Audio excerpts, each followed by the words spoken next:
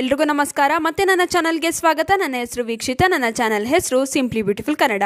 ಅಡುಗೆ ಮನೆಯಲ್ಲಿ ಇರುವಂತಹ ಪ್ರತಿಯೊಂದು ಸಾಂಬಾರು ಪದಾರ್ಥಗಳು ತುಂಬಾನೇ ಆರೋಗ್ಯಕಾರಿ ಹಾಗೂ ಹಲವು ಚಿಕಿತ್ಸಾ ಗುಣಗಳನ್ನು ಹೊಂದಿರುತ್ತದೆ. ಇಂತಹ ಒಂದು ಸಾಂಬಾರು ಪದಾರ್ಥವೆಂದರೆ ಅದು ಎಳ್ಳು. ಎಳ್ಳು ತುಂಬಾ ಆರೋಗ್ಯಕಾರಿ ಎಂದು ಪರಿಗಣಿಸಲಾಗಿದ್ದು, ಇದರಲ್ಲಿ ವಿಟಮಿನ್ B6, ಥೈಮನ್, ನಿಯಾಸಿನ್, ತಾಮ್ರ, ಮೆಗ್ನೇಷಿಯಂ, ಕಬ್ಬಿಣಾಂಶ ಮತ್ತು ಫಾಸ್ಫರಸ್ ಅಂಶವಿದೆ. ಇದು ಉಷ್ಣ ಗುಣವನ್ನು ಹೊಂದಿರುವುದರಿಂದ ಚಳಿಗಾಲದಲ್ಲಿ ಇದರ ಸೇವನೆ ಹೆಚ್ಚಾಗಿ ಮಾಡಲಾಗುತ್ತದೆ.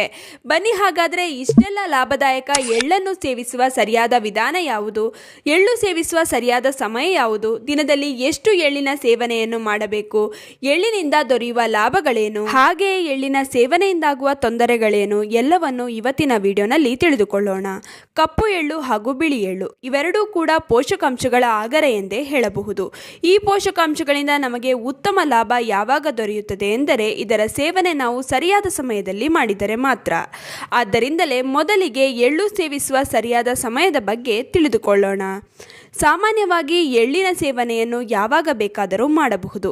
ಆದರೆ ಎಳ್ಳಿನ ಸೇವನೆಯನ್ನು ಬೆಳಗ್ಗೆ ಖಾಲಿ ಹೊಟ್ಟೆಯಲ್ಲಿ ಮಾಡಿದರೆ ನಿಮ್ಮ ಆರೋಗ್ಯಕ್ಕೆ ಬಹಳ ಉತ್ತಮ ಲಾಭ ದೊರೆಯುತ್ತದೆ. ಇನ್ನು ಖಾಲಿ ಹೊಟ್ಟೆಯಲ್ಲೇ ಸೇವಿಸಬೇಕೆಂದಿಲ್ಲ. ಮಧ್ಯಾಹ್ನದ ಊಟದ ಬಳಿಕ ಕೂಡ ಎಳ್ಳಿನ ಸೇವನೆ ಮಾಡಬಹುದು. ಕೆಲವರಿಗೆ ಮಧ್ಯಾಹ್ನ ಊಟದ ನಂತರ ಸಿಹಿ ಸೇವಿಸುವ ಅಭ್ಯಾಸವಿರುತ್ತದೆ. ಆದರೆ ಬೇಡದ ಸಿಹಿ ಪದಾರ್ಥಗಳನ್ನು ಸೇವಿಸುವುದಕ್ಕಿಂತ ಎಳ್ಳಿನ ಚಿಕ್ಕಿ ಅಥವಾ ಎಳ್ಳಿನ ಉಂಡೆಯನ್ನು ಸೇವಿಸಬಹುದು. ಹಾಗೆ ರಾತ್ರಿ ಸಮಯದಲ್ಲಿ ಕೂಡ ಎಳ್ಳನ್ನು ಸೇವನೆ ಮಾಡಬಹುದು. ರಾತ್ರಿ ಊಟದ ನಂತರ ಎಳ್ಳಿನ ಲಡ್ಡು ಸೇವಿಸಬಹುದು. ಇದರಿಂದ ಕೂಡ ಉತ್ತಮ ಲಾಭ ದೊರೆಯುತ್ತದೆ.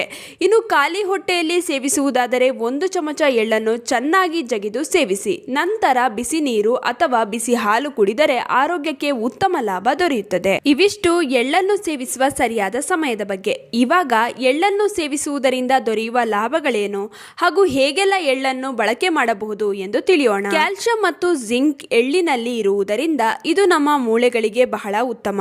ಕೀಲು ನೋವುಗಳ ಸಮಸ್ಯೆ ಇರುವವರಿಗೆ ಎಳ್ಳು ಬಹಳ ಒಳ್ಳೆಯದು. ಅದರಲ್ಲೂ ಕೀಲು ನೋವು ಇರುವವರು ಅರಿಶಿಣ, ಒಣಶುಂಠಿ, ಮೆಂತ್ಯ, ಎಳ್ಳು, ಅಶ್ವಗಂಧ ಎಲ್ಲವನ್ನು ಸಮ ಪ್ರಮಾಣದಲ್ಲಿ ತೆಗೆದುಕೊಂಡು ಇದರ ಪುಡಿ ತಯಾರಿಸಿಕೊಂಡು ಈ ಪುಡಿಯನ್ನು ರಾತ್ರಿ 1 ಚಮಚ, ಬೆಳಗ್ಗೆ 1 ಚಮಚ ಹಾಲಿನಲ್ಲಿ ಅಥವಾ ನೀರಿನಲ್ಲಿ ಬೆರೆಸಿ ಸೇವಿಸುವುದರಿಂದ ಉತ್ತಮ ಪರಿಹಾರ ದೊರೆಯುತ್ತದೆ. ಇದು ಚರ್ಮದ ಆರೈಕೆಗೆ ಬಹಳ ಉತ್ತಮ. ಇದರ ಸೇವನೆಯಿಂದ ಚರ್ಮದಲ್ಲಿ ಕಾಂತಿ ಹೆಚ್ಚುತ್ತದೆ. ಹಾಗೆ ಅರ್ಧ ಚಮಚದಷ್ಟು ಎಳ್ಳನ್ನು 2 ಚಮಚ ಹಾಲಿನಲ್ಲಿ ನೆನೆಸಿ ಇದರ ಪೇಸ್ಟ್ ತಯಾರಿಸಿಕೊಂಡು ಮುಖಕ್ಕೆ ಹಚ್ಚಿ 30 ನಿಮಿಷ ಬಿಟ್ಟು ತೊಳೆಯುವುದರಿಂದ ಮುಖದ ಕಾಂತಿ ದುಪ್ಪಟ್ಟು ಹೆಚ್ಚಾಗುತ್ತದೆ. ಎಳ್ಳಿನಲ್ಲಿ omega 3, omega 6, omega 9 fatty acid ಇದೆ. ಇದು ಕೂದಲನ್ನು ಸದೃಢವಾಗಿಸುತ್ತದೆ. ಇದರ ಸೇವನೆಯಿಂದ ಕೂದಲು ಸೊಂಪಾಗಿ ಬೆಳೆಯುತ್ತದೆ. ಇನ್ನು ಬರೀ ಸೇವನೆಯಿಂದ ಅಷ್ಟೇ ಅಲ್ಲ, ಎಳ್ಳೆಣ್ಣೆಯನ್ನು ನಿಯಮಿತವಾಗಿ ಕೂದಲಿಗೆ ಹಚ್ಚುವುದರಿಂದ ಕೂದಲು ಉದುರುವ ಸಮಸ್ಯೆ ದೂರವಾಗುತ್ತದೆ. ಕೂದಲಿಗೂ ಉತ್ತಮ ಪೋಷಣೆ ದೊರೆಯುತ್ತದೆ. ಮಲಬದ್ಧತೆಗೆ ಉತ್ತಮ. ಯಾರು ಈ ಸಮಸ್ಯೆಯಿಂದ ಬಳಲುತ್ತಿದ್ದಾರೆ ಅವರು ತಪ್ಪದೆ ಎಳ್ಳಿನ ಸೇವನೆ ಮಾಡಿದರೆ ಉತ್ತಮ. ಇದರಿಂದ ಮಲಬದ್ಧತೆಯ ಸಮಸ್ಯೆ ದೂರವಾಗುತ್ತದೆ. ಮಲಬದ್ಧತೆ ಇರುವವರು ಸಾಧ್ಯವಾದರೆ ಖಾಲಿ ಹೊಟ್ಟೆಯಲ್ಲಿ 1 ಚಮಚ ಎಳ್ಳನ್ನು ಜಗಿದು ಸೇವಿಸಿ ಬಿಸಿ ನೀರನ್ನು ಕುಡಿಯಿರಿ. ಇನ್ನು ಪೈಲ್ ಸಮಸ್ಯೆ ಇರುವವರಿಗೂ ಕೂಡ ಎಳ್ಳು ಬಹಳ ಒಳ್ಳೆಯದು. ಪೈಲ್ ಸಮಸ್ಯೆ ಇರುವವರು 1 ಚಮಚ ಕಪ್ಪು ಎಳ್ಳನ್ನು ಸೇವಿಸಿ ತಣ್ಣೀರು ಕುಡಿಯುವುದರಿಂದ ಪೈಲ್ ಸಮಸ್ಯೆ ದೂರವಾಗುತ್ತದೆ. ನಿಶಕ್ತಿ, ಆಯಾಸ ದೂರವಾಗುತ್ತದೆ. ಎಳ್ಳಿನಲ್ಲಿರುವ ಪ್ರೋಟೀನ್ ದೇಹಕ್ಕೆ ಉತ್ತಮ ಪೋಷಣೆ ನೀಡುತ್ತದೆ. ಇದರಿಂದ ನಿಶಕ್ತಿ ದೂರವಾಗುತ್ತದೆ ಹಾಗೂ ನಮ್ಮ ಜೀರ್ಣಕ್ರಿಯೆ ಚೆನ್ನಾಗಿ ಆಗುತ್ತದೆ. ಎಳ್ಳು ಹಲ್ಲುಗಳನ್ನು ಸದೃಢಗೊಳಿಸುತ್ತದೆ. ಎಳ್ಳಿನಲ್ಲಿ ಕ್ಯಾಲ್ಸಿಯಂ ಪ್ರಮಾಣ ಅಧಿಕವಾಗಿರುವುದರಿಂದ ಎಳ್ಳಿನ ಸೇವನೆ ಹಲ್ಲುಗಳನ್ನು ಆರೋಗ್ಯವಾಗಿಡಲು ಸಹಾಯಕಾರಿ. ಹೃದಯದ ಆರೋಗ್ಯಕ್ಕೆ ಉತ್ತಮ. ಇದು ದೇಹದಲ್ಲಿ ಬೇಡದ ಕೊಲೆಸ್ಟ್ರಾಲ್ ಶೇಖರಣೆಯಾಗದಂತೆ ತಡೆಯುತ್ತದೆ ಹಾಗೂ ಉತ್ತಮ ಕೊಲೆಸ್ಟ್ರಾಲ್ ಮಟ್ಟವನ್ನು ಹೆಚ್ಚಿಸಿ ಹೃದಯದ ಆರೋಗ್ಯವನ್ನು ಕಾಪಾಡುತ್ತದೆ. ಹಾಗಿದ್ರೆ ಉತ್ತಮ ಆರೋಗ್ಯಕ್ಕೆ ಎಷ್ಟು ಪ್ರಮಾಣದಲ್ಲಿ ಒಂದು ದಿನಕ್ಕೆ ಎಳ್ಳನ್ನು ಸೇವನೆ ಮಾಡಬೇಕು? ಉತ್ತಮ ಆರೋಗ್ಯಕ್ಕೆ ದಿನದಲ್ಲಿ 10 ಗ್ರಾಂನಷ್ಟು ಅಂದರೆ 1 ಚಮಚದಷ್ಟು ಎಳ್ಳಿನ ಸೇವನೆ ಮಾಡಿದರೆ ಉತ್ತಮ. ಹೆಚ್ಚೆಂದರೆ ದಿನದಲ್ಲಿ 2 ಚಮಚದಷ್ಟು ಸೇವನೆ ಮಾಡಬಹುದು. ಅದಕ್ಕಿಂತ ಅಧಿಕ ಸೇವನೆ ಬೇಡ. ಯಾಕೆಂದರೆ ಎಳ್ಳು ಉಷ್ಣ ಗುಣವನ್ನು ಹೊಂದಿದೆ. ಆದ್ದರಿಂದ ಇದರ ಅಗತ್ಯಕ್ಕಿಂತ ಹೆಚ್ಚಿನ ಸೇವನೆ ಮಾಡಿದರೆ ಇದರಿಂದ ಲಾಭಕ್ಕಿಂತ ನಷ್ಟವೇ ಆಗಬಹುದು.